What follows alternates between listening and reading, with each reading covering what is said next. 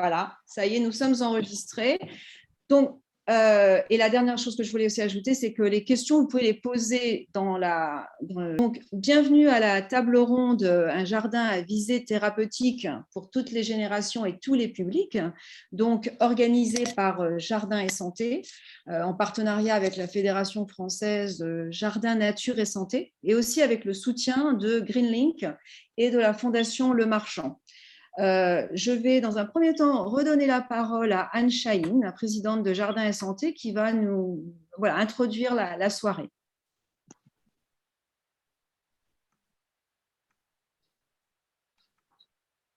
Anne, c'est à vous.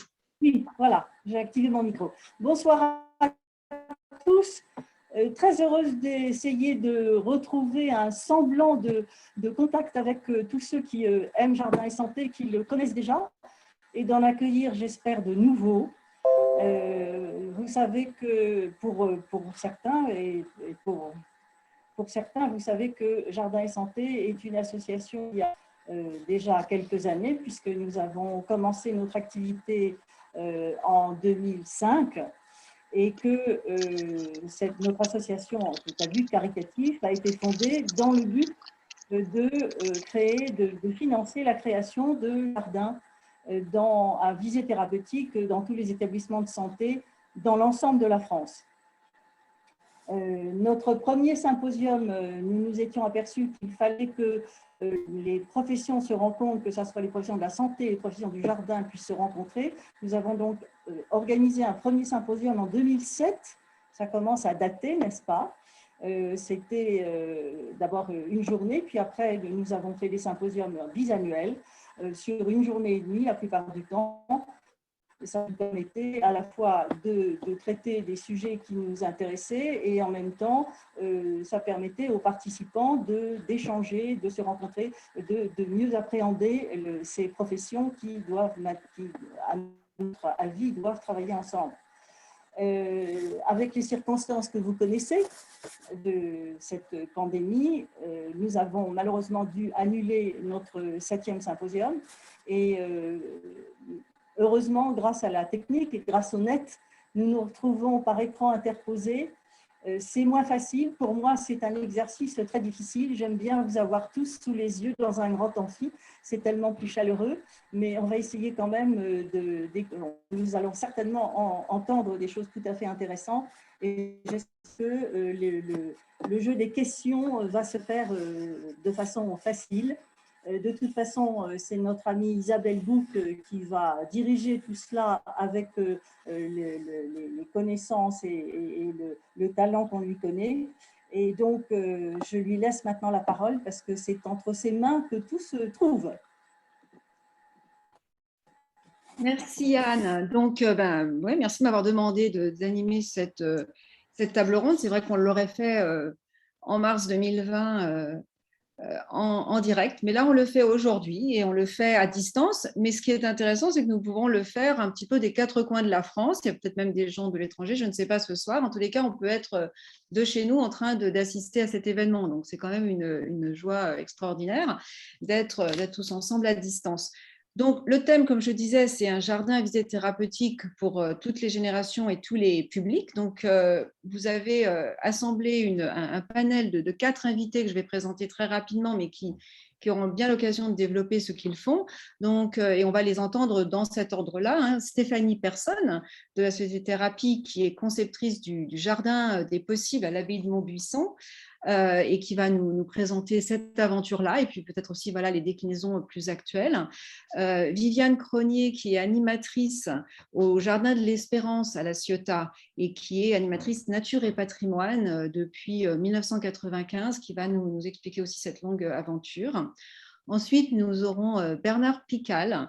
Il est directeur du Parc des Camélias du côté d'Alès et donc depuis 2005, il accueille toutes sortes de publics dans ce lieu, mais de plus en plus sont venues des personnes porteuses de handicap qui viennent le visiter.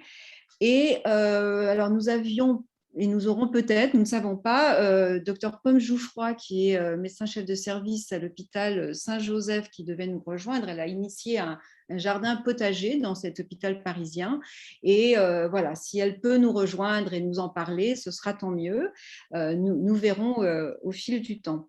Donc, dans un premier temps, je vais repasser la parole maintenant, enfin, je vais passer la parole maintenant à Stéphanie Personne, qui va se servir d'un support avec des diapos et quelques photos pour nous parler de son expérience.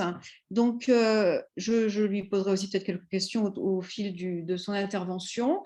Et voilà, elle a à peu près un quart d'heure pour nous parler des projets de thérapie, notamment de ce jardin des possibles. C'est à toi. C'est à toi. J'active mon micro.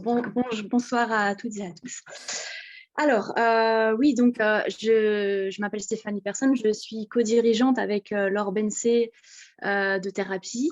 Donc, nous, notre activité, c'est de créer des jardins à vocation thérapeutique, d'animer des ateliers. On anime environ 150 ateliers par an. Donc, on est vraiment sur le terrain. On est vraiment on a à cœur de pouvoir être sur le terrain et puis pour pouvoir aussi partager nos expériences, puisque nous sommes centre de formation à l'orthithérapie, donc nous formons chaque année des professionnels dans cette discipline. Je vais partager mon écran parce que je voulais vous montrer quelques images. Voilà, excusez-moi pour le petit délai, il faut juste que je mette sous ce format-là. Ça va aussi nous permettre de voir des images et de pouvoir un petit peu se plonger dans les jardins dont tu vas nous parler. Voilà, et il y a toujours un petit délai voilà, quand on met en... Pardon, les paramètres, j'y accède pas. Voilà. Ça devrait être plus visible par tous. Alors, aujourd'hui, ce que j'aimerais surtout vous partager, c'est notre expérience dans les jardins qui sont ouverts à tous. Donc, depuis 2018, on a la chance d'avoir pu mettre en place un jardin à vocation thérapeutique et sociale dans le parc de l'abbaye de Maubuisson, donc, qui est à Saint-Ouen-l'Aumône. Donc, ça, c'est en partenariat avec le conseil départemental du Val d'Oise. Et on accueille chaque année, on accueille environ 160 bénéficiaires qui sont des personnes âgées qui viennent soit d'EHPAD, de résidence autonomie ou des personnes à leur domicile qui sont dirigées par les villes, donc les CCAS. Nous accueillons aussi des personnes adultes handicapées, donc qui viennent aussi de différents types d'établissements socio-médico-sociaux, des enfants aussi dans ces établissements, donc des MEX, des maisons d'accueil, des écoles et des collèges, des personnes bénéficiaires du RSA et des personnes en maladie longue durée. Donc, on partage ce lieu avec ces personnes et pour répondre à chaque fois à des objectifs très généraux et aussi très ciblés pour permettre d'une manière générale d'améliorer leur bien-être social, physique et psychique. L'intérêt aussi d'ouvrir ce jardin, c'est de sensibiliser tous les publics, puisque ce parc est situé est public, donc est ouvert. Et donc, nous avons régulièrement aussi des passants qui viennent, des collégiens, des écoles. Donc, c'est très agréable aussi de pouvoir, pendant nos ateliers, ouvrir nos ateliers à d'autres participants et créer du lien comme ça. Donc, juste pour vous montrer quelques bénéfices de ces ateliers par rapport au fait de les décloisonner, donc de les ouvrir, c'est bien évidemment pouvoir faire se rencontrer des gens qui n'auraient pas l'occasion de pouvoir se rencontrer aussi facilement en fait dans la vie courante. Donc bien évidemment du lien intergénérationnel avec des seniors. Là vous voyez un monsieur qui est très fier de pouvoir montrer à des enfants qui étaient accompagnés par leurs parents ou par une école, je ne me souviens plus, mais en tout cas voilà la récolte des tomates, comment les tomates se forment. Et puis sur la photo de droite, vous avez un groupe de personnes handicapées qui vient régulièrement au Jardin des Possibles de Maubuisson. Et là, il y avait d'autres enfants qui étaient présents. Et donc, vous avez cet adulte qui est très grand en hauteur, qui était très fier d'avoir pu participer à la mise en place, vous voyez, des arches qu'on a créé avec du bambou. Donc, c'était facile, lui, par sa taille, et il était très fier, et les enfants étaient en admiration donc, par rapport à cette personne de très grande taille. Donc là, voilà, des personnes handicapées qui côtoient facilement des enfants. Donc, je vous ai dit, on accueille des EHPAD, on accueille des résidences autonomie, donc des personnes qui ont plus de possibilités de marche notamment. Mais ça n'empêche pas de pouvoir les accueillir autour de tables. On met en place des chaises et de faire participer des enfants. Voilà. Donc là, Stéphanie, directement, il y a un atelier qui est prévu et qui inclut les deux publics. Tu parles parfois de rencontres un peu fortuites, Oui. au hasard, mais là, tu parles d'ateliers qui sont programmés comme tels. Voilà, il y a un peu tout. C'est-à-dire qu'on a vraiment des ateliers qui sont spécifiques avec certains bénéficiaires. Tout va dépendre à chaque fois de nos objectifs de départ. Par exemple, on accueille des personnes en soins longue durée, donc des personnes qui ont eu des cancers. Et là, pour le coup, c'est des personnes qui ont vraiment besoin, qui sont très fatiguées. Et les ateliers sont réservés pour ces personnes-là. Je vous montrerai quand même, ça n'empêche pas de créer une sorte de lien, mais de manière indirecte.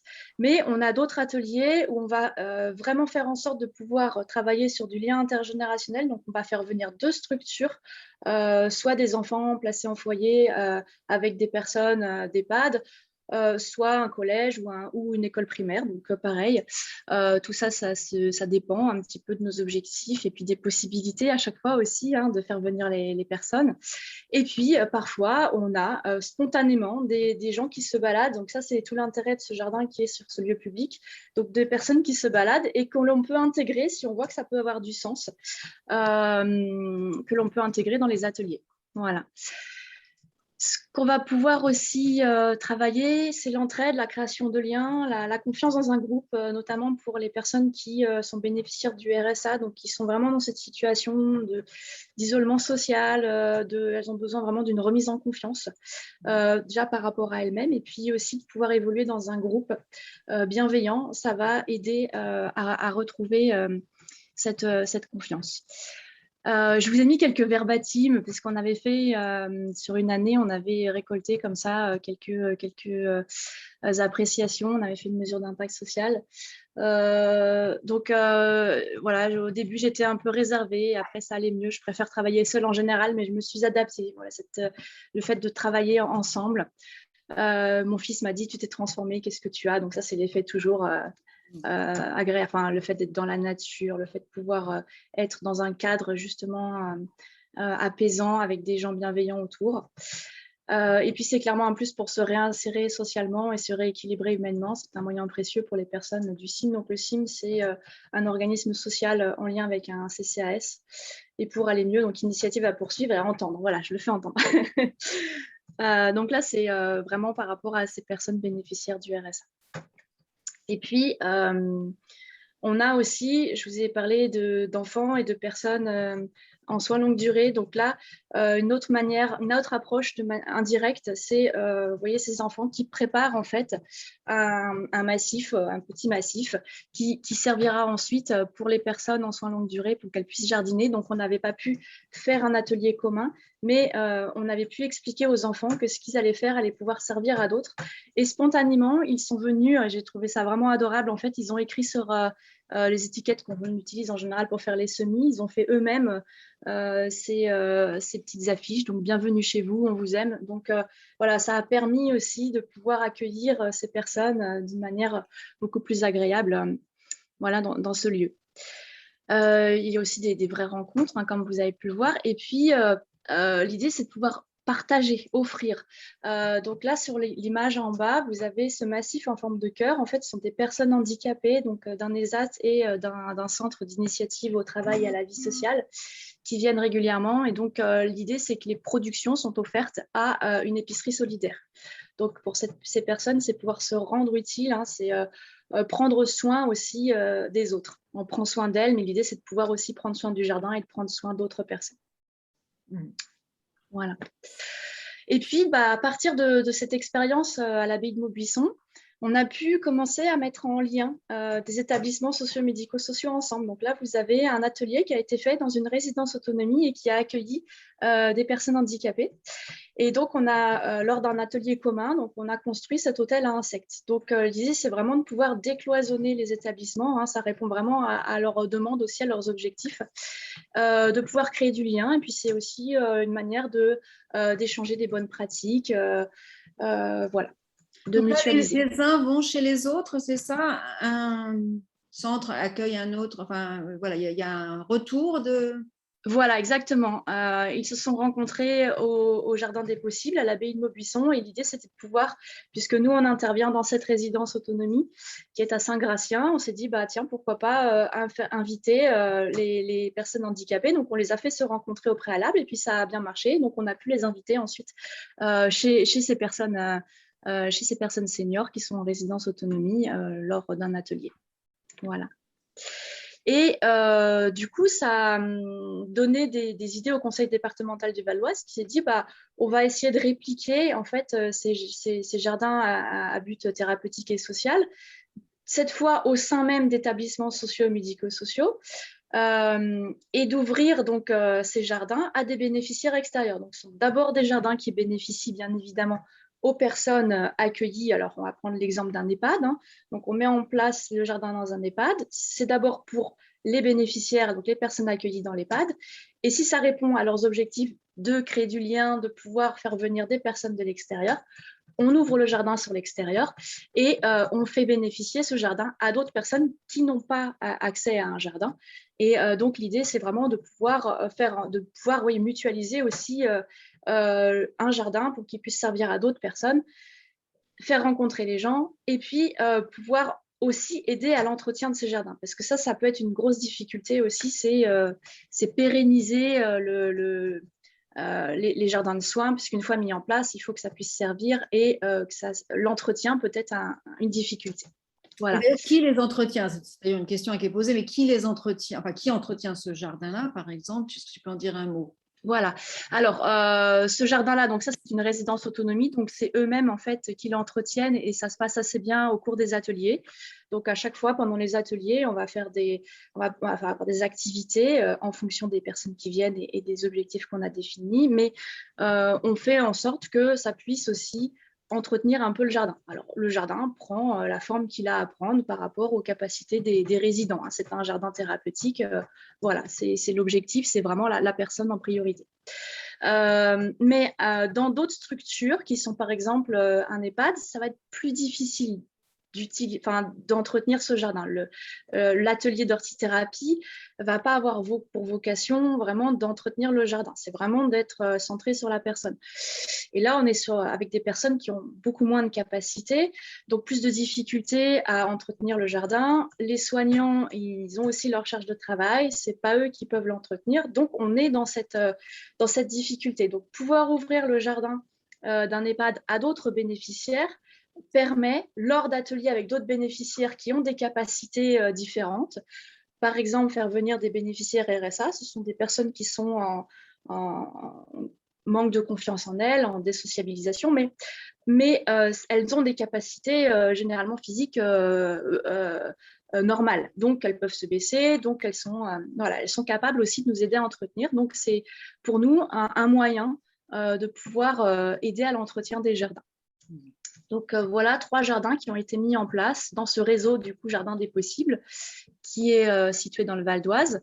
Donc en 2021, donc cette année, on a mis en place un jardin dans un service d'accueil de jour à Gonesse. Donc c'est un service d'accueil de jour pour personnes handicapées. On a mis en place un jardin dans un autre établissement pour personnes handicapées, donc à Jouy-le-Moutier.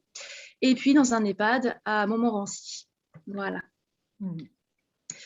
Je voulais pas trop prendre de temps, donc j'ai du temps pour répondre aux questions. C'est parfait, ouais. Je pensais qu'on allait un petit peu attendre, mais s'il y a une ou deux questions là, juste maintenant, vraiment à chaud sur ton intervention, je pense qu'il y a Sébastien justement qui se demande, alors qui gère l'entretien spécialement à Montbuisson, là où c'est ouvert, tu disais, là, qui gère, et aussi est-ce qu'il y a des problèmes de vandalisme ou de vol, des récoltes?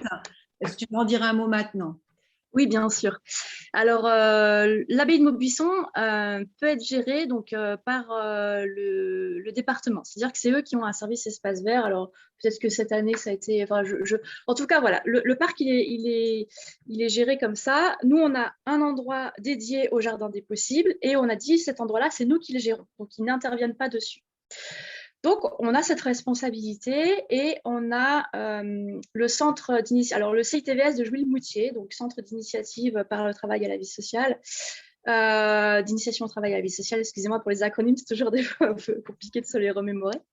Donc, ce sont des travailleurs handicapés qui viennent, non, des personnes handicapées, mais qui ne sont pas travailleurs handicapés, c'est pas comme un ESAT, hein, mais qui viennent régulièrement et qui, des fois, passent un coup de tondeuse quand on en a besoin, et sinon qui vont aussi bénéficier du jardin pour des ateliers à vocation thérapeutique. Donc, eux, c'est eux qui interviennent sur la tonte du jardin qui peut être délicate aussi pour d'autres personnes. Et sinon, tout le reste est entretenu par les différents bénéficiaires qui vont venir. Donc, résidence autonomie, enfants, personnes bénéficiaires du RSA, etc. D'accord, ok. On va peut-être prendre une dernière question qui s'adresse directement à Stéphanie, et puis ensuite je vous invite à les garder ou à les avoir en tête, vous les écrire, hein, et on les posera peut-être à la fin pour laisser aux deux autres intervenants le temps de parler tout de suite. Il y avait une dernière question peut-être tout de suite, qui est quel est le mode de financement de ces jardins, Stéphanie?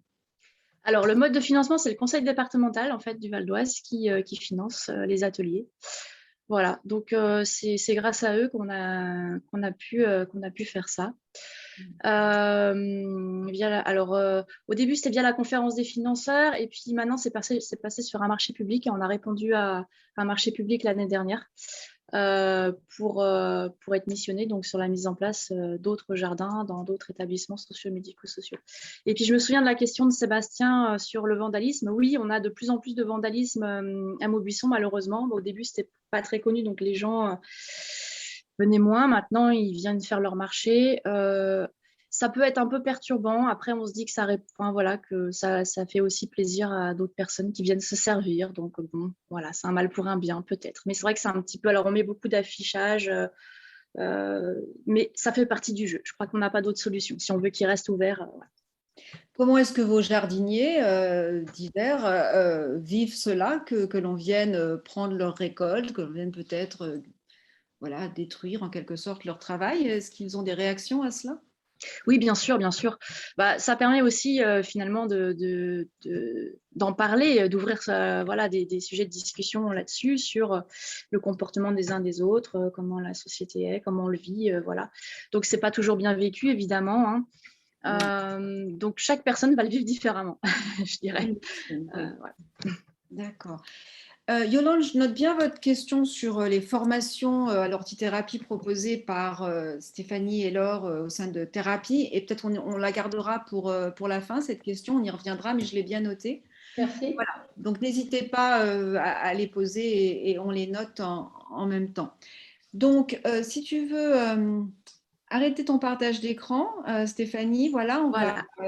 Parfait. Merci pour ces photos. Je pense que ça nous permet de plonger un peu dans l'atmosphère des lieux, et puis de voir aussi les bénéficiaires, justement, séparément ou ensemble, hein, ces rencontres soit fortuites, soit organisées dont tu parlais, de mieux les visualiser. Voilà, donc je vois ces autres questions-là qui se sont affichées. Alors, maintenant, on va passer à l'intervention de Viviane. Je la cherche sur mon écran, voilà. Donc, Viviane, tu es maintenant Bonjour. la parole. Peut-être un petit peu comme Stéphanie, tu peux commencer par peut-être présenter les Jardins de l'Espérance, hein, comment tu y es arrivée, un petit peu la genèse de ce programme, et on parlera ensuite de comment il a évolué.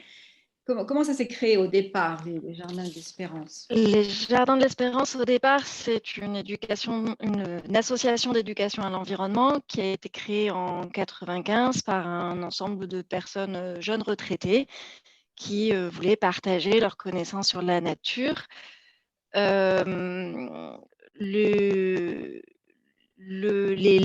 mêmes fondateurs ont d'abord créé une association dirigée vers l'environnement marin et le littoral. Et puis ensuite, les jardins pour transmettre des connaissances sur le patrimoine de la biodiversité sauvage méditerranéenne, mais aussi la biodiversité cultivée. En cherchant un terrain sur lequel s'implanter, ils ont rencontré des personnes prêtes à leur mettre à disposition un jardin à la condition de développer des activités pour les personnes en situation de handicap et malades, puisque ces personnes avaient un petit-fils en situation de handicap et déploraient le manque d'activité possible.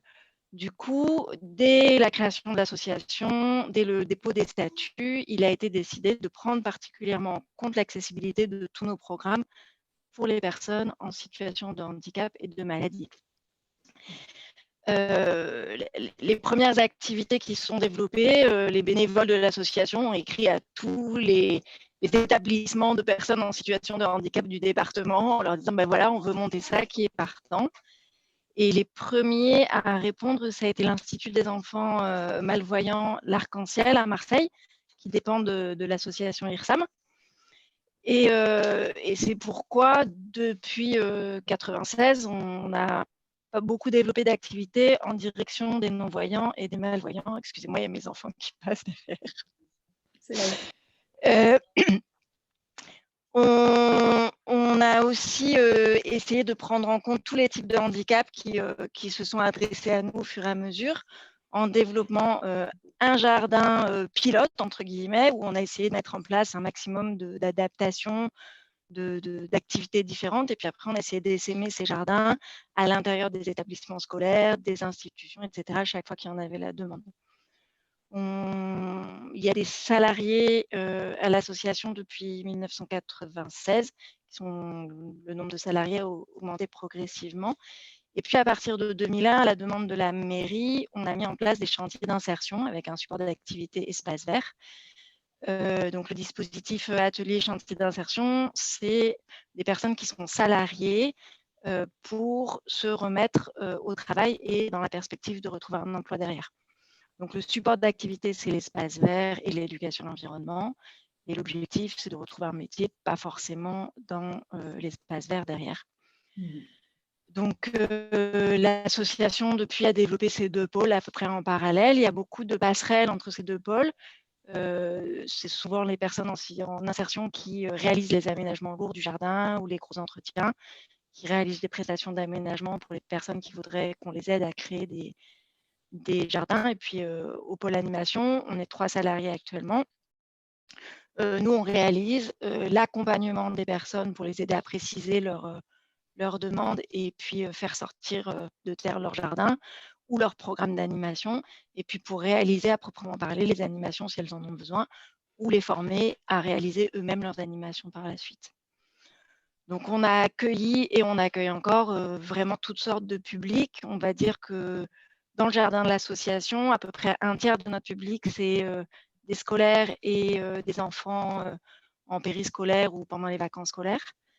À peu près un tiers des personnes en situation de handicap sous différentes formes, soit des établissements, soit des personnes qui ont un handicap reconnu mais qui vivent chez elles en autonomie et qui viennent au jardin par leurs propres moyens pour une activité de loisir ou de socialisation ou des cours de jardinage. Et puis le dernier tiers, c'est tout ce qui va être l'accompagnement des mouvements de création de jardins partagés, pieds d'immeubles, jardins de quartier, etc., qui se développent vraiment beaucoup sur la ville de La Ciotat actuellement et qu'on accompagne un petit peu sur Marseille. Pendant toute une période, ça s'est fait via le réseau des jardins solidaires méditerranéens, qui est un réseau à vocation régionale. Ce réseau ayant de plus en plus de difficultés à maintenir son existence, il y a beaucoup d'autres structures qui prennent la relève actuellement sur Marseille. Et puis maintenant, je suis un peu moins au fait de ce qui se passe sur le reste de la région. Tu m'expliquais à un moment, Viviane, ça a été, enfin, on vous a demandé, enfin, vous avez eu envie de monter des projets pour qu'il y ait un esprit de rencontre entre ces différents publics. Oui, alors là, c'est vraiment le souhait des fondateurs du jardin, c'est que les personnes handicapées ou malades à qui on portait attention ne soient pas mises à l'écart, ce ne soient pas des programmes spécifiquement dédiés uniquement, mais qu'elles soient incluses dans tous nos programmes. Donc, l'objectif est de se faire rencontrer un maximum nos publics. Ce n'est pas toujours possible parce que ça ne correspond pas toujours aux objectifs de nos publics qui viennent chacun pour mener leur programme. Mais partout où c'est possible, on essaye de créer des rencontres. On a par exemple eu un programme de création de ce qu'on a appelé l'ABCDR du toucher des senteurs. C'est un massif qui entoure notre jardin, la partie potagère, et qui présente un certain nombre de plantes à toucher, à odeur, caractéristiques de la région à connaître par ordre alphabétique, parce qu'on était avec des enfants et qu'ils ont voulu l'ordre alphabétique parce qu'ils apprenaient aussi à lire et les lettres étaient très importantes. Ce projet il a été créé en partenariat avec les enfants de l'Institut Arc-en-Ciel dont je vous parlais, et puis les enfants d'un primaire de La Ciotat, l'école de Saint-Jean. Ils se sont rencontrés au jardin tous les mois pendant 2 ans, et certaines séances seules et puis certaines séances ensemble, les 2 instituts, pour arriver à faire sortir de terre ce projet au bout des 2 ans. Voilà. Comme le disait Stéphanie tout à l'heure, la rencontre directe n'est pas forcément possible, donc on attache aussi beaucoup d'importance à la rencontre indirecte. Toutes les personnes qui viennent pratiquer des activités dans notre jardin, elles savent qu'elles ne sont pas les seules à occuper ce jardin, et elles contribuent à l'entretien général du site. Donc, il y a à chaque fois, par exemple, quand on fait un semis, il y a les semis pour le groupe qui est là, et puis il y a les semis pour le jardin et les autres groupes. Il y a toujours des va-et-vient comme ça. Il y a aussi des groupes qui vont réaliser une plantation, et puis un autre qui va les récolter, et puis qui va refaire une plantation qui sera récoltée ensuite par les suivants. Il y a de la navette de messages aussi. On fait s'envoyer des messages, par exemple, entre les personnes âgées et les enfants qui viennent en stage nature pendant les vacances scolaires. Ça a été d'autant plus important là pendant le Covid, parce que certaines de ces personnes pouvaient venir pendant les activités de vacances scolaires, et puis là, ça n'a plus été possible. Donc, pour continuer à avoir ce lien, on l'a fait via des messages, des activités qui étaient préparées par les uns pour les autres. Et puis, il y a aussi tous les moments festifs du jardin qui sont ouverts à tous.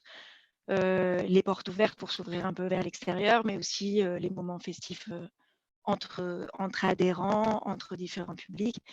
Le point fort de notre année, c'était jusqu'à avant le confinement, la fête de la tomate en plein été, où chaque groupe essayait de présenter ses tomates, ses propres recettes à base de tomates, où les enfants en vacances réalisaient un spectacle, où les personnes handicapées pouvaient préparer des expositions photos, des poèmes, des choses comme ça, toujours sur le thème de la tomate, et ça permettait de faire échanger et rencontrer et de s'ouvrir à l'extérieur et aux autres, même quand ce n'est pas forcément possible. On a par exemple parmi les personnes en situation de handicap des personnes qui sont très pudiques et qui ont du mal à assumer leur handicap. Je pense à plusieurs personnes, notamment en perte de vue, et qui ont vraiment du mal à assumer de perdre la vue, qui ne veulent pas se montrer dans cet état-là, mais qui se retrouvent une certaine utilité en préparant des activités, en jardinant, en plantant pour les autres, même quand elles ne sont pas encore prêtes à se confronter physiquement aux autres. Tu parlais de la pandémie, bien sûr. Comment est-ce que ça vous a affecté? Comment est-ce que vous avez pu continuer à proposer des choses? Dans quelle mesure, comment vous êtes adapté? Ça a été assez compliqué. On a dû arrêter beaucoup de nos activités, tout ce qui mélangeait les publics. Nous, on s'adresse beaucoup au public en situation de handicap et aux personnes âgées, donc il y a eu vraiment un arrêt de la plupart des programmes qui ont repris petit à petit, mais en groupe réduit. Donc, on fait des activités, on a proposé des activités sur des formats plus courts, un peu plus souvent ou un peu moins souvent. On a avec des plus petits nombres.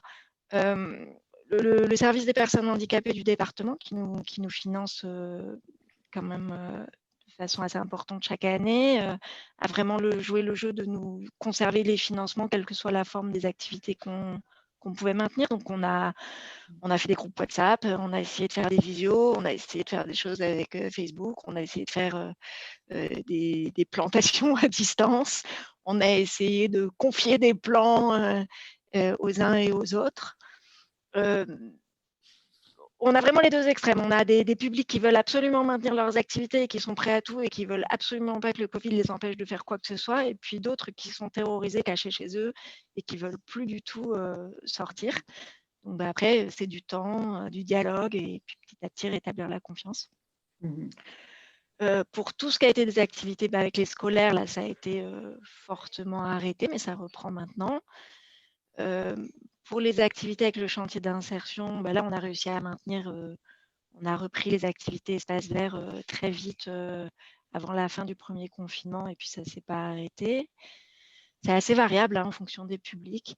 Les personnes en situation de handicap, les différents établissements qui viennent chez nous ont été plusieurs fois en quarantaine. Ils ont eu beaucoup de cas de Covid à l'intérieur de leurs établissements, donc ça a beaucoup bousculé le planning. Mais on a réussi à maintenir quand même. Bon, évidemment, le jardin n'a pas tout à fait la tête qu'il avait il y a 2 ans maintenant, mais là, avec la pluie qui revient, ça va se remettre à pousser à toute vitesse. Je me demandais s'il y a des publics que vous aimeriez encore toucher, que les jardins d'Espérance aimeraient attirer, vers lesquels vous essayez de tendre la main. Est-ce qu'il y a des projets? C'est un peu encore en travail tout ça. L'association a traversé beaucoup de turbulences ces 3 dernières années. Avant même le Covid, on avait été déjà beaucoup fragilisés par la perte de financeurs et puis par des changements au sein de l'équipe. L'équilibre économique est toujours délicat à trouver. Donc, il y a eu pas mal de départs, pas mal d'arrivées de nouvelles personnes. Je fais moi un peu figure de la vieille Arapède accrochée à son rocher. Là. Les Arapèdes, c'est les Berniques version Méditerranée. Donc moi, ça fait 18 ans que je suis les mains dans la terre de ce jardin. Mais là, l'équipe a beaucoup changé autour de moi. Donc, il faut on est en train d'essayer de retrouver des motivations communes. Les Jardins de l'Espérance, ce n'est pas mon projet, c'est... moi, je suis salariée de l'association, je suis la plus vieille salariée, donc je porte une grande partie de l'histoire de ce site, mais c'est aussi à chacun de ceux qui arrivent et qui prennent le relais de modeler le projet en fonction de leurs propres appétences, de leurs propres envies. La ville de La Ciotat la souhaite clairement qu'on on amplifie notre action en fonction des publics socialement précaires, des jardins partagés, pieds d'immeubles, etc. Moi, je suis très attachée au travail avec les publics en situation de handicap, donc il va falloir qu'on arrive à faire des passerelles entre ces publics. Et puis, dans mes collègues, là, il y en a une qui est très portée sur les sorties nature. Donc là, on développe des nouveaux programmes avec le Parc national des Calanques.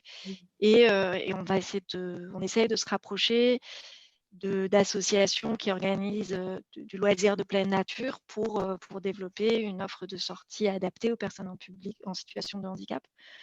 On a commencé l'année dernière avec des sorties signées, et puis des sorties audio-guidées pour les personnes malvoyantes. Et là, on espère arriver à développer des sorties avec peut-être des dispositifs Joëlette ou des choses comme ça pour des personnes à mobilité réduite. Pardon, des dispositifs? Type Joëlette, c'est un système de siège sur roue qui est porté sur les épaules d'une personne valide à l'avant, une personne valide à l'arrière, pour emmener des personnes dans des chemins un peu escarpés. Et nous, on n'a pas forcément beaucoup de public qui soit en fauteuil roulant, un petit peu, mais on a aussi beaucoup de personnes âgées qui sont en perte de mobilité et qui ne peuvent pas aller courir les calanques comme elles le souhaiteraient ou comme on aimerait, nous, leur faire découvrir. Donc, on essaye de créer des moyens de les emmener un petit peu plus près des calanques. On a quelques repérages là en cours et en discussion avec le Parc national des Calanques qui est en train de s'installer une maison du parc sur le territoire de La Ciotat, donc qui pourrait être le point de départ de plein de balades. Et puis, on a un petit groupe d'anciens, de bénévoles qui souhaitent transmettre leurs connaissances sur tout ce qui est les usages anciens des collines, l'ethnobotanique, etc. Et là aussi, il y a pas mal de potentiel, de possibles. Donc après, c'est pas encore concrétisé tout ça, mais c'est ce vers quoi l'association pourrait et aimerait aller. D'accord. Donc, au-delà de cet espace qui existe depuis donc 95, vous allez maintenant plus vers des quartiers où on vous demande d'intervenir en pied d'immeuble, vous vous déplacez aussi maintenant plus vers l'espace naturel local avec le parc national des Calanques. Donc, il y a des déclinaisons. Vous allez vers l'extérieur et peut-être à la rencontre de Ça a nouveaux. toujours été le jardin, quand il a été aménagé, les bénévoles qui l'ont aménagé l'appelaient le jardin pilote. L'idée, c'était vraiment qu'il puisse servir de modèle à d'autres jardins. Et on a créé au fil des années pas mal de petits jardins dans des institutions, dans des écoles. On a fait, moi j'étais animatrice nature et patrimoine. Les premières animations auxquelles j'ai assisté, c'était le maréchal Ferrand qui venait dans le jardin. Et puis avec la professionnalisation, ça s'est peut-être un peu resserré sur les activités qui pouvaient permettre de faire vivre les salariés. Et là, on essaye effectivement de rouvrir un peu, de regagner un peu cette dimension ouverture vers l'extérieur. Après, on est toujours à la recherche de l'équilibre entre ce idéalement on aimerait faire et puis ce que pratiquement et financièrement on peut faire, hein, comme tous les jardins, je pense. Et puis les jardins, ils voyagent aussi, hein, les plantes, elles ne sont jamais 2 ans de suite au même endroit, elles repoussent à un autre endroit et on essaie de s'inspirer d'elles et d'aller là où les conditions sont bonnes pour germer. Très bien, merci pour ce témoignage. Peut-être que d'autres questions vont arriver. On va peut-être passer à Bernard Pical pour lui donner une chance de présenter son parc à lui, son parc des Camélias à Alès. Merci Viviane. Et voilà, je vais vous donner la parole maintenant, Bernard Pical, pour que vous nous présentiez votre projet à vous. Comment ont démarré les choses pour vous?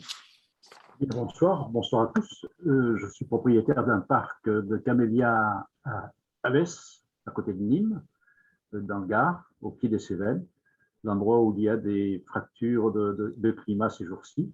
Mais nous avons la chance d'être passés à travers les gouttes, c'est le cas de le dire. Donc, Bernard, je vous arrête 2 secondes. Est-ce que vous pourriez recadrer un peu votre caméra parce que votre visage est coupé et on voit seulement le bas de votre visage? Ou alors vous vous reculez un peu. Là, on vous voit bien. Là, vous me voyez bien? On vous voit bien. Oui, c'est pas plus mal. Comme ça, on vous voit en entier. Merci. Bien, je suis ravi, merci. Et donc, ce parc de camélias est une exception nationale puisque c'est une collection centenaire que nous avons acquis en 2005 et que nous avons développé à travers des sentiers botaniques, etc., etc. Fort de cette expérience, nous avons un public relativement large, qui se traduit à travers des clubs qui viennent nous visiter, des familles de tout âge, et nous avons pu constater certains comportements. En tous les cas, moi, j'ai été très attentif aux comportements des personnes qui visitaient notre parc, qui étaient à travers des visites guidées, bien entendu. Je me suis aperçu qu'il y avait des comportements différents selon que les personnes rentraient dans le parc, parfois très agitées ou parfois stressées ou autre chose. Et quand elles sortaient au bout du parcours d'1h30 à peu près de visite, elles étaient complètement différentes. Complètement différentes, ça veut dire qu'il y avait une détente, il y avait une zénitude, il y avait du bonheur, il y avait de la santé retrouvée, il y avait quelque chose qui se passait. Et donc, j'ai eu la chance de participer à une très grande conférence à Versailles pour l'anniversaire de Lenôtre. Et j'ai entendu le professeur Thérèse Janvaux de l'hôpital de Nancy, qui était l'initiatrice du premier jardin thérapeutique, je crois, en milieu hospitalier. Et ça a été un déclic pour moi. Je me suis dit, il faut qu'à travers notre espace, on essaie d'adouber quelque chose pour ces personnes qui en ont besoin, c'est-à-dire ces personnes à handicap lourd. Alors évidemment, notre parc était déjà labellisé tourisme et handicap, mais il fallait aller au-delà. Donc j'ai défini un espace à l'intérieur de la clairière d'accueil et fort de cet endroit, j'ai demandé à Thérèse Janvaux de nous donner à la fois des conseils et même de nous marrainer. C'est ce qu'elle a fait avec grand plaisir. Je suis ravi de la saluer si elle est à l'écoute. Et elle nous a beaucoup aidés et surtout guidés dans le sens de ce petit espace thérapeutique, jardin thérapeutique, premier jardin thérapeutique en Occitanie.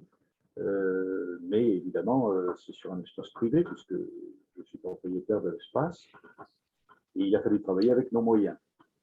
Donc, on a aménagé les sols de manière à ce que les pas soient différents en fonction des personnes.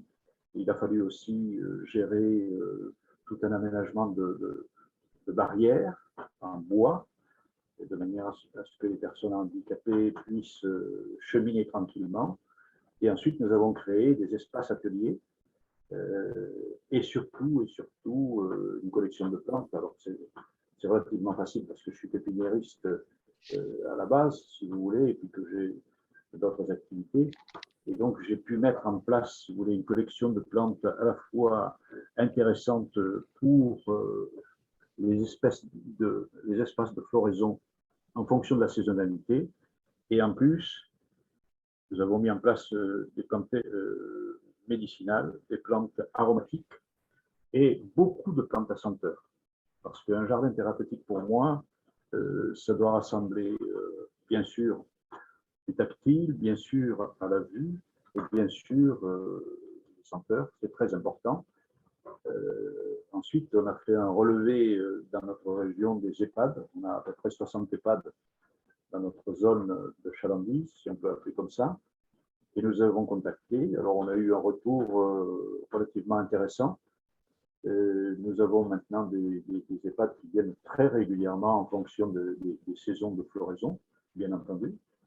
Et il y a un travail intéressant à la fois par nous, jardiniers, et les encadrants médicaux, bien entendu, puisque ce sont des personnes à handicap lourd, souvent, et on a besoin, si vous voulez, d'avoir un encadrement très, très sérieux. Alors, il y a une cohésion entre notre démarche de jardinier et la démarche médicale. Alors ça, c'est très fort. Ce que je peux constater, évidemment, c'est que ça consomme beaucoup de temps. Il faut 3 fois plus de temps que sur une visite normale. Mais ça fait partie aussi de notre démarche et je souhaite que nous le développions. Alors, pour ce faire, on a maintenant développé un rucher pédagogique, donc le monde des abeilles, qui est à disposition à la fois des scolaires et des personnes handicapées. On a développé un jardin sec, de manière à ce qu'on puisse raisonner aussi avec les changements de climat, moins utiliser d'eau, etc., etc. Et puis, notre clairière, si vous voulez, maintenant possède un ruisseau avec un biotope qui nous permet de montrer à la fois une faune et une flore adaptées. Après, nous passons dans le parc botanique. Alors, le parc botanique, c'est tout autre chose. C'est quasiment un endroit, si vous voulez, qui représente aujourd'hui 1200 camélias, plus d'autres plantes très particulières de collection. C'est un parc classé au niveau national et qui nous permet, si vous voulez, d'amener une parfaite zénitude à tous nos visiteurs. La démarche est simple chez nous. Nous offrons à chaque visiteur 3 graines de camélia. Tous nos visiteurs reçoivent 3 graines de camélia de manière à partir de cette idée que la graine, c'est la vie. Et donc, nous avons ensuite des distributions de petits pots, etc., parce qu'on utilise quand même dans nos métiers d'horticulture et de pépinière beaucoup de petits godets, etc. Donc, tout ça, nous le mettons à disposition de nos visiteurs. Et nous faisons des ateliers avec mes guides de flore, les 3 guides de flore à l'établissement, que je forme, si vous voulez, pour recevoir à la fois des scolaires ou des personnes à handicap lourd, malheureusement. Et nous avons, si vous voulez, cette possibilité de répondre pratiquement aujourd'hui à toutes ces personnes qui en ont vraiment besoin. Voilà. Alors ça, je voulais insister. Notre difficulté, évidemment, c'est que nous travaillons avec nos moyens. Alors, évidemment, il faut penser que, j'ai entendu souvent, les financements, ils sont privés.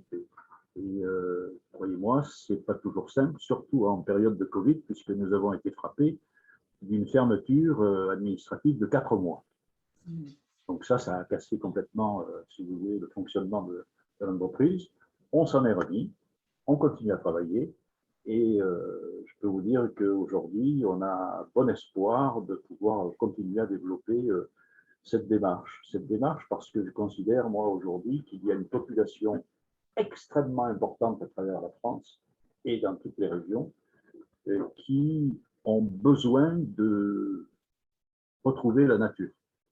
Je suis absolument convaincu qu'il y a une communion entre la plante et les personnes et qu'à partir du moment où on sait faire se rapprocher les deux, eh bien, je crois qu'on peut gagner la partie. Voilà. Alors, évidemment, nous avons la bienveillance de tous les politiques de la région, députés, conseillers généraux, etc., etc. Mais c'est de la bienveillance. Voilà. Nous travaillons avec nos capacités. Nous avons la chance d'avoir un département espace vert qui fait évidemment l'entretien de nos jardins. Et puis nous avons une pépinière. Alors la pépinière, évidemment, c'est une palette très large de végétaux où nous faisons de la reconnaissance de végétaux. Alors dernièrement, nous avons reçu, pour vous donner un exemple, la rentrée d'un établissement scolaire avec 120 professeurs qui sont venus faire leur rentrée pédagogique chez nous. Et puis ensuite, nous avons reçu une population de classe de 4e. Nous avons reçu 140 élèves pendant toute une journée avec ateliers de jardinage, etc., etc. Bref. C'est quelque chose qui nous réconforte après ce que nous venons de vivre, parce que on sent qu'il y a une très forte demande, très très forte demande. Nous avons évidemment une intense présence auprès des voyagistes, mais le souci que nous avons pour les personnes venant des EHPAD, c'est la notion du transport. Or, pour moi, si vous voulez,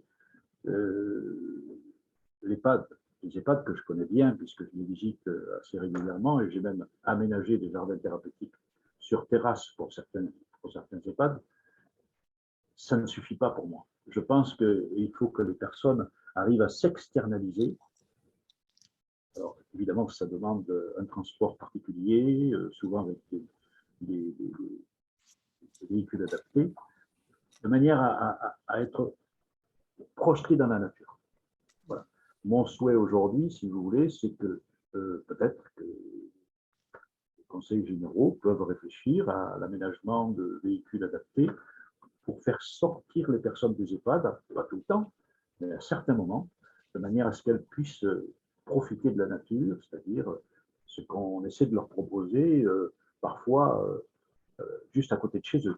Oui. Est-ce que vous pouvez d'ailleurs revenir un petit peu sur comment se déroulent ces visites des EHPAD à votre parc, qui accompagnent les groupes, quels sont un petit peu leurs objectifs, que font-ils une fois sur place, qui peut être peut-être différent ou pas des autres groupes? Est-ce que vous pouvez un petit peu parler de ces visites? Bien sûr, bien sûr. Alors en fonction, si vous voulez, des publics que nous recevons, eh bien, de concert avec les personnes qui entourent, qui accompagnent, on leur propose soit une visite guidée, mais parfois limitée, soit des ateliers de jardinage.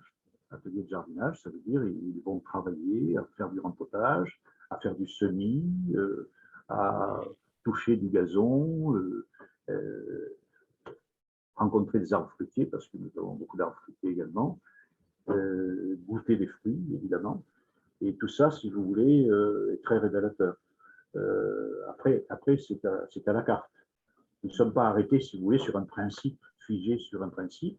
Soit les personnes peuvent se promener dans la clairière d'accueil, soit visiter les jardins à thème, le rucher pédagogique, par exemple, ou tout simplement le jardin thérapeutique que nous avons, qui fait à peu près 1700 mètres carrés. Et ensuite, on peut aller aussi dans le parc botanique, ça c'est notre capacité. Mais nous recevons beaucoup de personnes en handicap lourd, avec notamment des fauteuils roulants. Donc là, nous devons être très proches cela, parce qu'il y a une sécurité à avoir sur le cheminement, etc. Pas d'obstacle.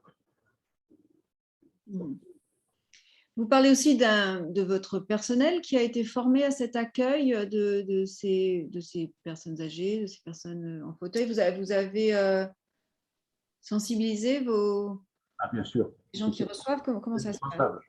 C'est indispensable.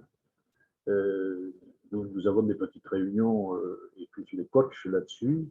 Et lorsque nous avons la chance d'avoir ce public qui vient vers nous, eh bien, on doit changer complètement notre comportement. À partir du moment où on reçoit quelqu'un, si vous voulez, qui vient visiter le parc pour des raisons botaniques, c'est un discours. Et lorsqu'on reçoit des personnes qui sont malheureusement diminuées, c'est une autre façon de les aborder et de les rapporter, si vous voulez, quelque chose qui va leur donner de l'éveil, des réflexes. Parfois, c'est un petit peu comme une fleur qui arrive à l'éclosion. C'est-à-dire, en quoi c'est différent pour vous d'accueillir ces personnes? Est-ce que c'est une question de pouvoir les amener au plus près des plantes alors qu'elles ne peuvent peut-être pas se déplacer facilement? Enfin, en quoi il faut s'adapter? Parce qu'il faut changer de rythme, d'abord. Le rythme. Il faut changer de rythme, absolument. C'est-à-dire que ces personnes ont besoin de calme, elles ont besoin qu'on leur explique très largement, et on peut pas brûler les étapes. On peut pas brûler les étapes. Il faut se donner complètement à elles, et il faut leur expliquer que, évidemment, cette nature, elle est à leur disposition, mais comment y accéder parfois? Comment la séduire? Alors ensuite, on a quelque chose de nouveau que nous cultivons depuis plusieurs années. C'est que vous savez que le thé est issu du Camellia sinensis. Donc quand vous buvez du thé, vous buvez du camélia. Saviez-vous? Voilà. Donc le Camellia sinensis chez nous est en expérimentation depuis 15 ans. Et aujourd'hui, nous avons décidé, enfin j'ai décidé, il y a 4 ans, de faire une plantation de 1500 théiers de manière à pouvoir expliquer ce qu'est le théier, le vrai théier, le seul théier au monde, et nous récoltons notre thé. Donc on a aussi, si vous voulez, cette possibilité de leur faire ongleter les pousses de thé, et je crois qu'ils sont assez intéressés par ça, et ils partent avec leurs petits bourgeons de thé de manière à les faire sécher. C'est très amusant. D'accord. Donc, vous voyez un intérêt renouvelé là, suite au Covid, de demandes qui vous sont faites pour des visites pour ces groupes? Alors, vous savez, le Covid, malheureusement, a été désastreux pour beaucoup. Mais je considère, moi, que 60% de Covid est négatif, de la pandémie est négatif, et 40% est un booster, parce que ça nous amène, si vous voulez, à de nouveaux comportements. Et dans ces nouveaux comportements, le jardin devient quelque chose d'absolument indispensable. On s'en aperçu, si vous voulez, d'un regain d'activité sur tout ce qui nous concerne, ce qui concerne la pépinière ou le parc jardin. Nous avons de la demande accrue. Et je crois que tous les professionnels aujourd'hui peuvent en témoigner. Donc, fort de cela, si vous voulez, ça veut dire que la population, et j'imagine volontiers lorsque je monte vers vous à Paris, lorsque je vois ces grands buildings qui ont été malheureusement cloîtrés sur X étages, le besoin de se retrouver dans la nature. Et le besoin de se retrouver dans la nature, c'est quelque chose qui peut être l'espace de proximité ou qui peut être la grande nature. Et donc, oui, aujourd'hui, il y a une émulation certaine là-dessus. Et je crois que nous devons travailler tous ensemble pour que toutes les générations puissent accéder au jardin. Aujourd'hui, on voit, si vous voulez, des comportements d'enfants de 3 à 4 ans en atelier de jardinage qui sont exceptionnels. Et puis, on voit aussi des personnes qui sont malheureusement diminuées. Et vous savez, quand vous recevez des malvoyants dans notre parc, c'est une leçon de vie. je peux vous dire qu'ils nous en apprennent. Ils nous en apprennent.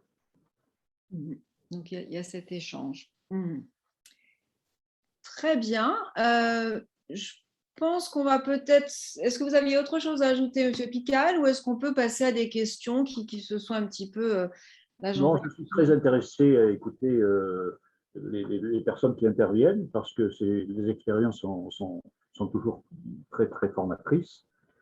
Et puis, on a besoin, si vous voulez, justement, de ces échanges. Et je vous remercie de m'y avoir invité. Merci à vous. Je vais donc passer en revue quelques-unes des questions qui se sont accumulées. Peut-être qu'une des premières, c'est une dernière posée, qui est effectivement est-ce qu'on pourrait définir le jardin thérapeutique? C'est ce que demande, alors je ne sais pas qui est MCD, mais voilà, de quelle position cette question est posée, mais en tous les cas, cette idée de définir le jardin thérapeutique, quels sont ses objectifs, ses contraintes. Je ne sais pas qui, peut-être Stéphanie, mais peut-être aussi Viviane, je ne sais pas qui, voilà, vos trois perspectives, qui veut, à tour de rôle, peut-être expliquer. Moi, je vais brûler la priorité, si vous me permettez. Moi, je considère, si vous voulez, que le jardin thérapeutique, c'est de la jardinothérapie, tout simplement. Ça veut dire qu'il faut mettre tous les ingrédients qui permettent de réfléchir pour pouvoir donner de l'accès à ces personnes qui en ont tellement besoin, et des personnes qui sont fort différentes parfois, et des publics fort différents également, puisque nous parlons aujourd'hui de jeunes enfants qui peuvent être aussi malheureusement parfois handicapés, mais tout simplement normaux, et puis des personnes qui aujourd'hui ont besoin de se retrouver, si vous voulez, dans le calme et dans ce que peut traduire la nature. Voilà, tout simple. Voilà. D'accord, merci. Viviane, est-ce que tu voulais ajouter quelque chose là-dessus? Pour moi, le jardin thérapeutique, c'est un jardin qui va contribuer au bien-être et aux soins de ceux qui viennent y passer du temps.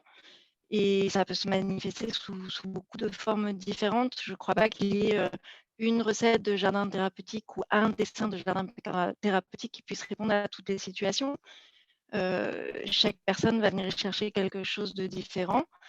Mais globalement, c'est quand même un jardin qui permet de se rapprocher de la nature, de sentir du bien-être, d'y pratiquer une activité et d'avoir un certain pouvoir sur les éléments qui sont autour de soi et qui du coup va permettre de pouvoir reprendre du pouvoir et du contrôle sur sa vie à soi éventuellement.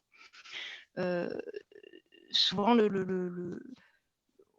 on dit qu'au jardin thérapeutique, le soigné devient soignant. C'est-à-dire que d'être dans un milieu où il vit au jour le jour la tension du monde médical ou des différents soignants qui peuvent s'occuper de lui, il se retrouve lui à devoir soigner et prendre soin du végétal c'est un jardin où on va pouvoir expérimenter différentes sensations, différents rapports au monde, différentes activités. Moi, j'ai certains enfants qui viennent au jardin et qui doivent absolument commencer leur séance par une demi-heure de massacre où ils vont se défouler sur le jardin et sur les mauvaises herbes de tout ce qu'ils ont subi toute la semaine. Et puis après, ils vont pouvoir aller prendre soin des semis. Mais d'abord, il va falloir aller massacrer quelque chose. Ils reprennent comme ça du contrôle sur leur vie. J'ai des personnes qui viennent au jardin pour mobiliser leur corps, pour mobiliser leur attention, leur capacité cognitive, qui viennent au jardin pour expérimenter le chaud, le froid, l'être dehors, le rythme des saisons, pour être en contact avec la vie, quoi. Très bien. Merci, Viviane. Stéphanie, tu veux aussi… Je peux compléter, mais je vais redire à peu près les mêmes choses. En fait, c'est vraiment un jardin dans lequel on va faire rentrer le plus de nature possible, en fait, parce que c'est vraiment la nature qui va avoir des côtés apaisants. Enfin, on va pouvoir avoir toutes les stimulations douces que la nature va pouvoir apporter. La biodiversité, je vois Sébastien Guéret qui a mis quelques mots-clés. C'est vrai que c'est difficile de résumer ça en une phrase. Un jardin de soins, un jardin à but thérapeutique, c'est vraiment un jardin dans lequel on va faciliter l'interaction entre la personne qui va en bénéficier et la nature. Donc, il y a tout ce côté nature et différentes strates, amener du vivant, de la biodiversité. Donc, voilà, je relis ce que Sébastien a dit. Faire en sorte que ce jardin soit accessible, soit adapté, sans danger pour les bénéficiaires, parce qu'on va aussi s'assurer de sa sécurité. Donc, l'adaptation va être importante aussi. Et un jardin accueillant dans lequel on va se sentir bien, en fait. Il y a beaucoup à dire. Après, c'est un jardin dans lequel on va répondre à des objectifs plus ciblés, donc qui peut être aussi pensé par rapport à ça. Donc, chaque jardin va prendre une forme, une âme en fonction des bénéficiaires et des personnes qui vont venir dedans, en fait. Donc, voilà, en quelques mots. Oui, je pense qu'effectivement, on y recherche des objectifs spécifiques aux personnes qui le fréquentent, que ce soit des bénéfices ou des bienfaits, plutôt sur ce versant physique dont on parlait tout à l'heure, hein, de défoulement, de motricité, etc., ou un versant plus social, comme tu as pu en parler dans tes jardins aussi, ou sur un versant plus cognitif ou psychologique, mais on cherche à y faire advenir des choses, mais dans cette relation au vivant, cette relation au monde vivant, voilà, le plus possible. Et puis, le même jardin va permettre de remplir plein d'objectifs différents en fonction des différentes personnes. Chacun va y trouver, dans la même situation, chacun peut trouver quelque chose qui peut répondre à une problématique particulière. Oui. Alors, je vais faire un petit tour des questions. Alors, peut-être, vous pouvez aussi regarder Dominique Dègre a proposé, enfin, a ajouté, a partagé un projet de jardin de bien-être intergénérationnel à Cognac dans le cadre d'un appel à projet du département. Donc, il est dans les discussions si vous voulez l'ouvrir et le regarder. Alors, je vais revenir un petit peu en arrière. Il y avait une question sur les formations. On va peut-être y revenir maintenant. Alors non, on va peut-être faire autre chose d'abord. Il y avait quelqu'un qui demandait effectivement comment, en quoi le jardin, et ça se relie peut-être à la question précédente, en quoi le jardin est un bon support pour améliorer le bien-être des bénéficiaires. Tu avais parlé du bien-être qui peut être un des objectifs. Est-ce que tu peux revenir un peu là-dessus, Stéphanie? Mais voilà, tout le monde aussi, hein, tous les trois, vous pouvez, mais tu avais prononcé ce mot. Oui, il y a beaucoup de choses. Alors déjà, il y a beaucoup de recherches scientifiques qui se sont penchées sur les bienfaits de la nature, hein, d'une manière générale, sur la santé. Donc ça, je vous renvoie là-dessus. Il y a beaucoup d'articles hein, qui ont été publiés.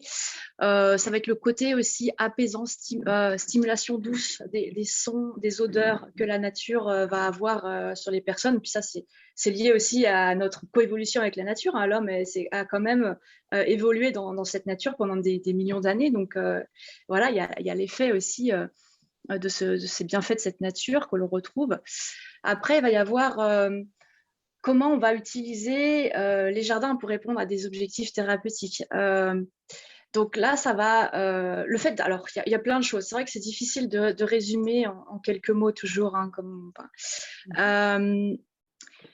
il va y avoir le fait d'être dehors. Donc déjà, une activité en extérieur va faire qu'on est à la lumière du jour. On va pouvoir se reconnecter on va permettre à la personne qui des fois est en déconnexion par rapport à la saison hein, de se reconnecter au temps, à la temporalité. Donc on parlait tout à l'heure de se mettre au temps de la personne, voilà, à son rythme. Donc c'est important aussi que chaque personne puisse retrouver un rythme un peu naturel et se reconnecter au jour, à la saison. Donc, être à l'extérieur, ça a aussi ces effets-là. Ensuite, par rapport à des objectifs plus ciblés, au jardin, on peut faire énormément de choses et je pense que ce qui est intéressant, c'est tout ce qui va avoir du sens pour la personne. Proposer des activités qui vont avoir du sens. Et là, il y a tellement de diversité. On parlait tout à l'heure de personnes qui ont envie de se défouler. Donc oui, peut-être arracher des mauvaises herbes. Ça va pouvoir permettre aussi d'apaiser certaines personnes. D'autres personnes qui vont avoir besoin de mettre les mains dans la terre ou avec des outils de creuser. Ça va pouvoir aussi travailler sur le défoulement. Des personnes qui vont avoir plus besoin de stimulation douce, donc de toujours sentir, retrouver des odeurs, écouter des sons un peu plus doux. Ça va avoir cet effet-là sur la mémoire aussi, travailler sur la mémoire, les choses qui se passent au jardin, qui évoluent jour après jour. travailler sur la motricité fine, sur la motricité en général, la marche. On peut faire énormément de choses et je pense que l'intérêt du jardin, c'est qu'il va y en avoir pour tous les goûts. Voilà. Donc voilà, le bien-être par plusieurs aspects. Ouais. Il y a aussi, à mon sens, dans le jardinage, un fort aspect symbolique. Se remettre au rythme du jardin, c'est aussi expérimenter la vie, la croissance, la mort, la régénération avec le compost qui permet de refaire pousser des nouvelles plantes. Donc il y a aussi quelque chose d'une expérience vraiment de la vie, quoi. Et du temps qui est incompressible, oui, de la patience, de la... Oui. Oui, nous on remarque que c'est un très bon média. Il y a beaucoup de personnes en fait qui d'un seul coup s'ouvrent en fait au jardin. Elles ont des difficultés à parler, mais le jardin peut être utilisé comme un média comme ça pour parler d'énormément de choses. Donc c'est voilà, très utile aussi comme outil pour ça. Et puis on a tous une relation intime avec le vivant ou le jardin, ne serait-ce qu'avec l'expérience d'avoir consommé des légumes ou pour les personnes âgées, c'est encore plus vrai parce que le jardinage nourricier était important dans leur vie et du coup le fait de pratiquer aussi le jardinage potager, ça peut permettre de faire remonter et de faire exprimer beaucoup de choses en lien avec les souvenirs, l'enfance, les repas, la relation avec les parents, avec les grands-parents, etc. Et il y a aussi toute cette dimension du jardin comme une source de nourriture et de croissance pour les hommes. Et puis, le jardin, c'est aussi de la nature, des fois un peu sauvage, avec les abeilles, les insectes, les cloportes, les vers de terre. Mais enfin, c'est du sauvage domestiqué, du sauvage sauvage, mais qui ne fait pas trop peur, quoi. On se sent en sécurité avec ce sauvage-là. Et en même temps, c'est quand même un peu du vrai sauvage. Alors justement, il y a peut-être des gens plus ou moins familiers avec ces jardins et qui souvent se posent des questions sur comment on s'y forme à concevoir, mais aussi à animer un jardin thérapeutique. Donc la question est peut-être dirigée plutôt principalement pour toi, Stéphanie, pour le moment, et puis on pourra peut-être ajouter des choses, mais tu avais évoqué donc les formations que Thérapie propose. Oui, nous proposons des formations d'initiation, vraiment pour que...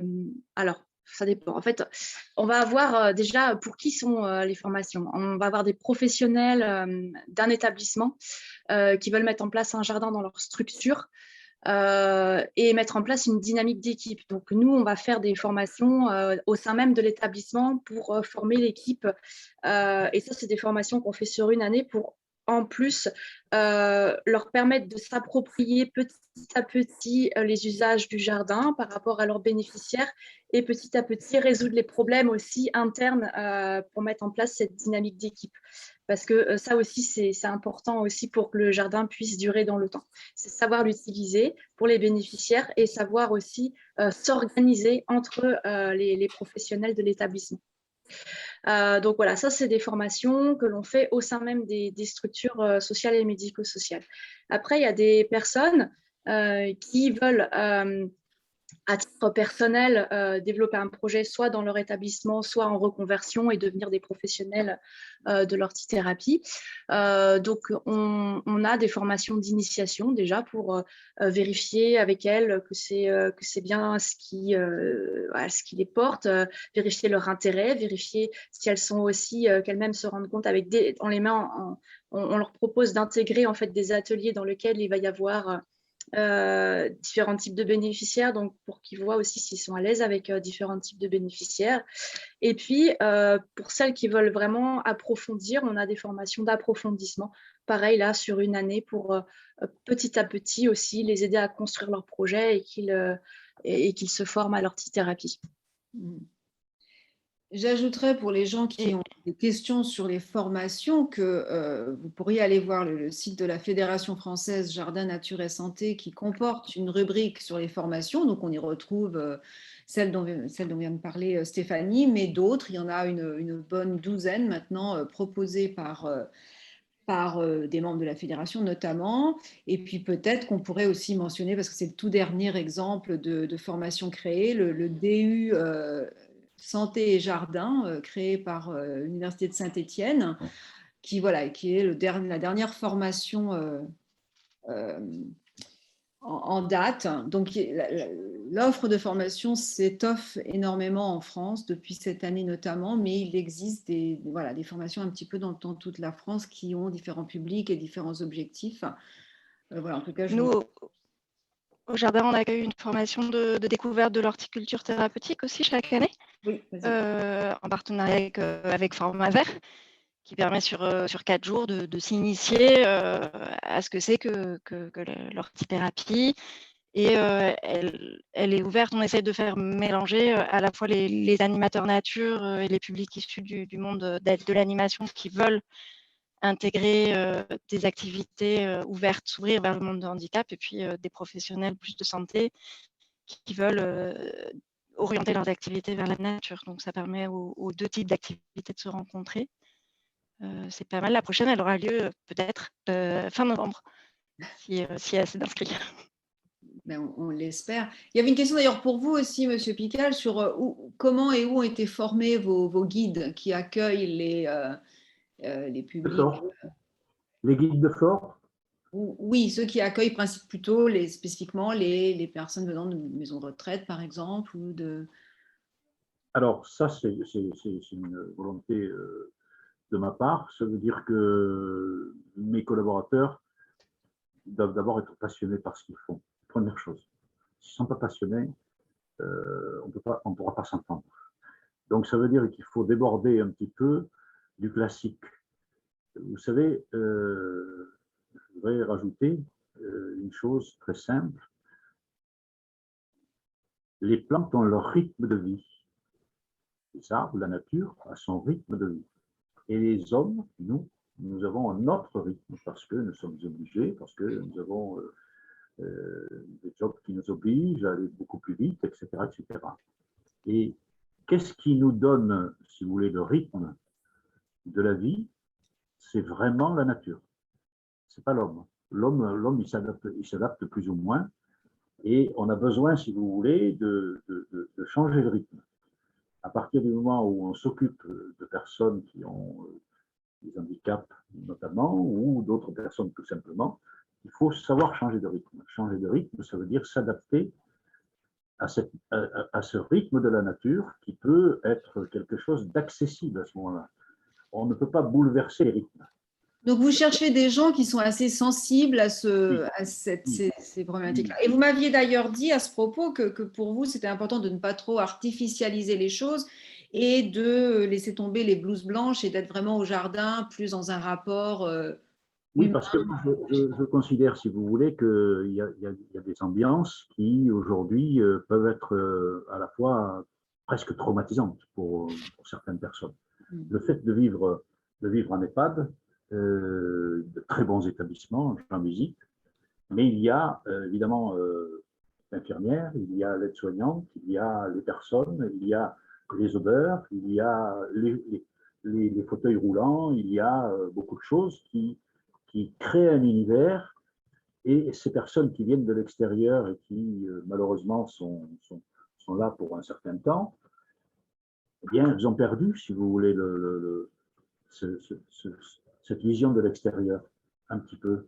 Elles n'arrivent plus à avoir, si vous voulez, les réflexes qu'elles avaient avant, et puis ce contact avec cette fameuse nature dont on parle depuis le début.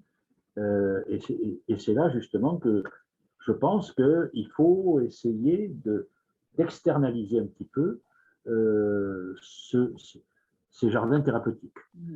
Bien sûr qu'il faut les apporter sur l'espace de proximité. Bien sûr que dans les nouveaux établissements, il faut essayer d'avoir avec l'architecte une possibilité d'établir quelque chose d'intéressant. Ce n'est pas toujours le cas. Je peux vous dire que ce n'est pas toujours le cas. Et malheureusement, même sur des établissements neufs, eh bien, on s'aperçoit qu'on a donné plus de place au parking qu'au jardin thérapeutique, hein, il faut être clair. Donc, je vous interromps parce que effectivement, la personne qui a posé cette question voulait un petit peu que vous précisiez. La formation de vos guides, c'est vous qui l'a faite? Ils ont été Oui, formés à oui, c'est moi qui l'a l'extérieur? fait. Comment ça a pu C'est se moi qui faire? l'a fait et je l'ai D'accord. fait aussi avec des clients et amis médecins euh, Oui. qui ont la gentillesse de venir un petit peu discuter de ce projet. Voilà. Donc, Mm. ça veut dire beaucoup d'attention d'abord, beaucoup de confort pour les personnes, qu'il n'y ait pas d'obstacle, et être complètement dévoué. Complètement dévoué, ça veut dire comprendre que la personne a moins de possibilités que soi et qu'elle a peut-être besoin qu'on lui tende la main. Voilà. Mm. Donc ça, c'est quand on a compris ça, on a compris l'essentiel. À partir de là, si vous voulez, ensuite, évidemment, on a nos recettes parce qu'on est jardinier depuis toujours et parce qu'on sait manipuler ceci ou cela, mais ça ne suffit pas, ça. Ça. Pour moi, ça ne suffit pas. Il faut être complètement différent et savoir que peut-être qu'un jour, on sera très heureux de pouvoir avoir la même chose, quoi. Voilà. Donc, vous Ça. parlez de gens qui doivent avoir un peu ces deux sensibilités, ces sensibilités de bien connaître le végétal et de pouvoir l'expliquer, de Oui. pouvoir bien l'appréhender, mais aussi qui a cette sensibilité aux différents besoins des personnes qui sont en face d'elles. On n'a plus qu'à peu près 10 minutes et je voulais un petit peu voir comme deux, trois autres questions qui restaient. Quelqu'un se demandait s'il existait une journée nationale ou internationale des jardins thérapeutiques. Alors, à ma connaissance, les États-Unis ont leur National Horticultural Therapy Week qui se passe en mars, à la mi-mars. Voilà.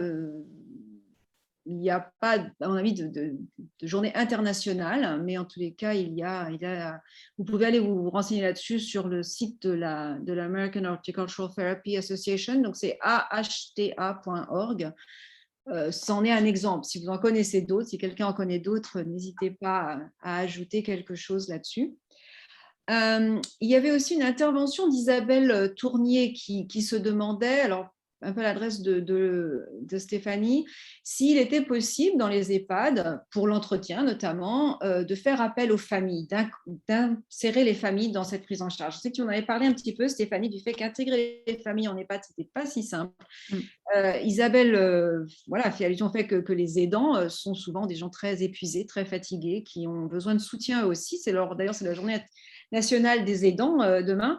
Voilà, qu'est-ce que vous avez essayé de faire dans ce cadre-là? Et puis si Viviane ou Bernard, vous avez autre chose à ajouter aussi sur ce sujet d'intégrer les familles des personnes aidées, voilà, est-ce que vous avez... Voilà, je vous laisse en dire un peu là-dessus. Oui, merci. C'est une question importante, hein, les familles qui aussi... ce rôle d'aidant peut être vraiment compliqué, voilà, beaucoup de souffrance. Alors, je dirais, en prenant le cas d'un EHPAD, que l'idée, c'est aussi de pouvoir garder du lien, et pas forcément par la parole, garder une forme de communication non verbale. Le jardin peut être un très bon outil pour ça. Encore faut-il, alors le jardin est à disposition des familles, bien évidemment, quand elles viennent, elles peuvent aller dans le jardin et il est aussi pensé pour ça. Donc par la signalétique, ce qu'on va y laisser comme affichage de ce qui a été fait, de ce qu'il y a à faire, ça demande toujours aussi du travail, de laisser, voilà, de mettre en place cette signalétique et ce suivi régulier. Ça demande aussi d'afficher régulièrement les dates des ateliers avec éventuellement les ateliers ouverts aux familles. Et de pouvoir du coup communiquer énormément avec les familles sur la possibilité de les intégrer dans le jardin de manière informelle en allant se promener et leur proposer de faire des choses sans qu'on soit derrière à leur dire voilà, il y a ça à faire, il y a ça à faire, soit de pouvoir les intégrer au sein même des ateliers. Donc moi, j'ai déjà animé des ateliers en faisant venir des familles qui étaient là en fait au moment où j'animais les ateliers et ça s'est très bien passé comme ça. Après, voilà, c'est compliqué de faire venir les familles au moment des ateliers puisque les ateliers sont sur des temps en journée, donc souvent vers soit 10h le matin, soit 15h l'après-midi, et c'est pas forcément le moment où les familles viennent visiter leurs proches. Voilà, mais on essaye. C'est pas la chose la plus évidente à mettre en place, et c'est vrai qu'on va consacrer, nous, d'abord beaucoup d'énergie à faire en sorte que les personnes sortent dans le jardin, donc les personnes bénéficiaires, je prends toujours le cas de l'EHPAD, hein, les bénéficiaires sortent dans le jardin, accompagnés par les professionnels de l'établissement, que ce soit pris en charge par les professionnels dans un cadre médical, etc. Nous, on constate vraiment notre énergie là-dessus, mais les familles font partie toujours du dispositif qu'on a en vue. D'accord. Viviane, Monsieur Pical, est-ce que vous Alors, avez des expériences d'inclure les aidants, les proches? moi, je peux raconter le cas d'un EHPAD à Marseille dans lequel je ne suis pas vraiment intervenue moi directement, mais que j'ai rencontré à l'occasion de la formation qu'on propose, où cet EHPAD a mis en place des jardins partagés ouverts aux familles à l'intérieur de son enceinte, puisqu'ils ont un grand espace vert. Et donc, ils ont attribué des parcelles à certaines associations du quartier pour faire rentrer le quartier. Certaines parcelles ont été attribuées à des soignants qui, après leurs heures de travail, peuvent produire leurs légumes. Et puis, certaines parcelles ont été attribuées aux familles et elles peuvent être jardinées par les familles hors de la présence de leurs résidents ou avec. Toutes les personnes qui ont une parcelle à l'intérieur du jardin ont la contrainte, enfin le contrat passé de parrainer un des résidents de l'EHPAD et d'aller lui dire bonjour, au moins, et lui donner des nouvelles, éventuellement l'amener jusqu'à la parcelle à chaque fois qu'ils viennent entretenir le jardin. Ça permet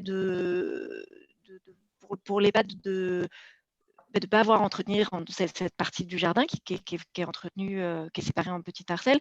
Et ça a considérablement augmenté le périmètre de marche des résidents de l'EHPAD qui, du coup, là où les familles, quand elles venaient visiter leurs résidents, faisaient le tour de la petite cour devant et puis ne savaient pas trop quoi faire quand il s'agissait de sortir, et finalement sortent, font le tour de la petite cour et puis tournent l'angle pour aller jusqu'au jardin, voir ce qui a poussé, ce qui n'a pas poussé depuis la dernière fois. Même les familles de ceux qui ne jardinent pas, finalement, ont l'usage de ce jardin comme un lieu de visite.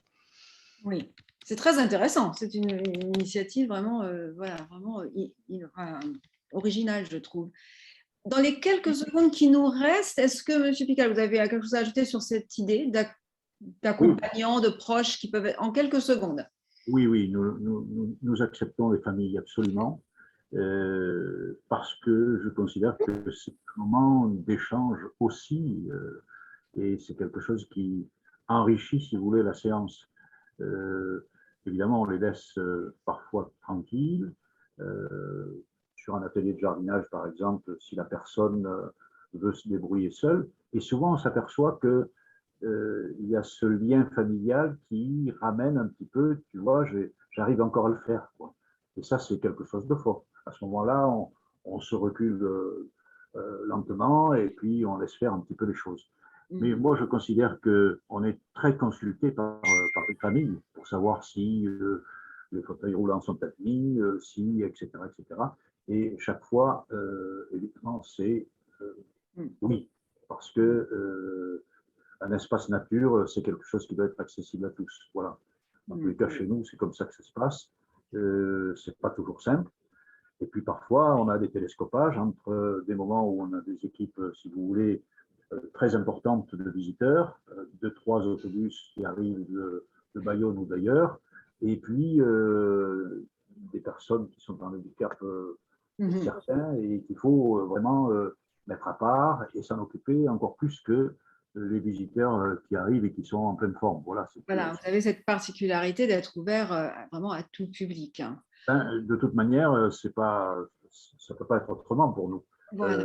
Je vous remercie. Je vais juste vous couper là, parce qu'on va essayer de vraiment respecter notre timing. Je vous remercie tous les trois, Stéphanie, Viviane et Monsieur Pical, que j'ai rencontré à cette occasion. Merci beaucoup d'avoir préparé en amont et d'avoir été là ce soir pour partager vos expériences. Je pense qu'elles ont vraiment enrichi des gens qui connaissent déjà bien ces domaines et puis d'autres qui semblaient plus nouveaux, plus en découverte. Donc, merci beaucoup de vos expériences. Je voulais vous donner un rendez-vous, le prochain rendez-vous, la prochaine table ronde, en fait, qui sera sur le thème de un jardin pour tous les professionnels. Donc, ça se passera le 17 novembre, le mercredi 17 novembre, aux mêmes horaires, 19h en ligne.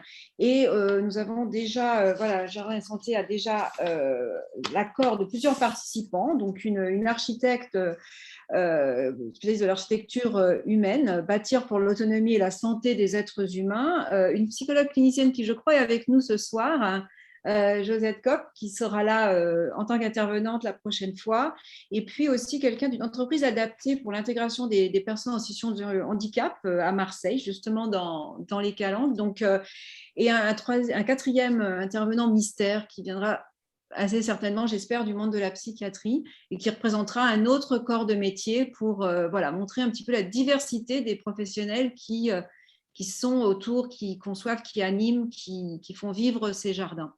Donc, voilà, si tout est dit, si Anne, Pierre, Lamia, vous ne voyez rien d'autre à ajouter, je pense qu'on va... Il y avait une main levée. Il y avait une main levée. Ah, une main levée. Ouais. Alors, je ne la vois pas. C'était Moi, je la vois Anne, pas. mais je ne vois pas non plus. Non, mais c'est bon. Non, je n'ai pas levé la main. Je voulais simplement remercier effectivement les intervenants. C'était fort intéressant. Et je suis ravie que la technique nous permette quand même de travailler sur les jardins à visée thérapeutique, malgré l'impossibilité de nous retrouver en chair et en os. Ça, c'est bien dommage, mais ça sera pour bientôt, j'espère. On l'espère aussi, mais la technique a bien marché ce soir. Pardon ? Oui, mais je veux dire, la technique nous a bien servi ce soir. La technique a bien fonctionné ce soir. Nous n'avons pas eu de chaos. Ça a fonctionné, heureusement. Bon, merci à vous tous. Merci Isabelle. Et bonne soirée à tous et à toutes. Et à la prochaine table ronde. Au 17 novembre. Merci beaucoup. Bonsoir. Merci, au revoir. Bonne soirée.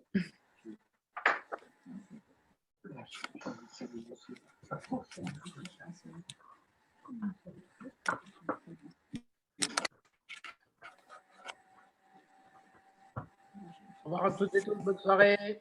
Merci. Au revoir. Au revoir.